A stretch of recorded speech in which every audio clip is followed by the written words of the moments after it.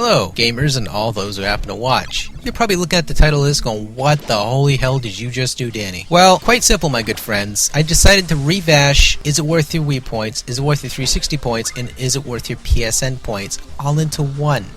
Well, in this case, for the PSN, we'll just have to call it the Is It Worth Your Cash, but, you know, it doesn't really make any sense, so I'm just going to call it the Worth Your PSN points. If you don't like it, there's no other way you can really explain it. You just gotta bear with me here. Alright, so the game we're talking today about is Castlevania Chronicles for $5.99. Now, if you want to do the math in comparison to that, it's basically you have limited to 3 downloads per game on the PSN network on certain games, as I recall. And basically, well, it's just that. The game is good. $5.99, you can't go wrong. Basically, you're revisiting the first Castlevania game, which, by the way, is included in with this bundle. And you jump into the game as Simon Belmont, a descendant of the legendary vampire hunters, and well, you basically go kick Dracula's butt yet again in this game. Now, when you look at this game versus the old Castlevania, you notice one distinct thing: the graphics are just really nice. Nice 2D graphics. They rehashed this game and did a really good job, which I'm gonna give kudos to Konami for.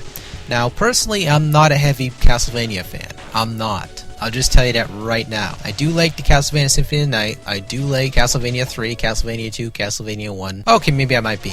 I kind of contradicted myself there, but, you know, enough games there to list up. I guess that really considers me one. But, anywho, this game is pretty darn good for its aspects. It does re-deliver the game. It does give great music. It does give great visuals. And being able to play 2 games in one with the original and the new rehashed version, there's nothing you can go wrong with this game absolutely at all.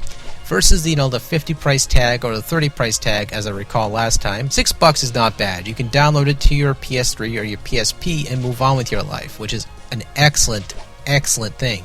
It's only 335 megabytes, so again, if you have one of those 120 gigs or whatever, you are all set. You can just download this game and just play it. Cheap, it's affordable, it's a great nostalgic game, it's a very high collector's item, and for all those people, like, you know, always debating that, you know, digital versus the actual copy, it doesn't really matter, guys. If you get to play the game, isn't that what's important? It doesn't really matter what the digital or the hard copy is. I mean, it's nice to have the game in your hands on a disc. It's an actual legit disc, but to actually have it in your collection, whether it comes to PSN network or wherever else, you can't beat that though. Being able to at least play the game. That's the whole thing about a game, is to play it, not have it on your shelf. And for my collection and for this show, I gotta tell you guys, thank you guys so much for watching, because, you know, it's been a really great experience having this time with you guys and also being able to share this game with you. As future weeks come, I will be doing additional episodes with additional new co-hosts, because I'm gonna have a couple new ones coming up here, so stay tuned for all that. And well, take it easy, folks, and thank you guys so much for watching.